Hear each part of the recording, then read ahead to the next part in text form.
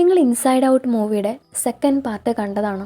അതിനകത്താണെങ്കിൽ Rayleigh എന്ന് പറഞ്ഞൊരു ക്യാരക്ടറുണ്ട്. അവളെ തിരിച്ച് റിയൽ ലൈഫിലേക്ക് കൊണ്ടുവരാനുള്ളൊരു എനർജി അവൾക്ക് കിട്ടുന്നത് ആവശ്യമില്ലെന്ന് പറഞ്ഞ് അവൾ ചവിട്ടുകൊട്ടയിലെറിഞ്ഞ ഒരുപാട് ഓർമ്മകളിലൂടെയാണ്.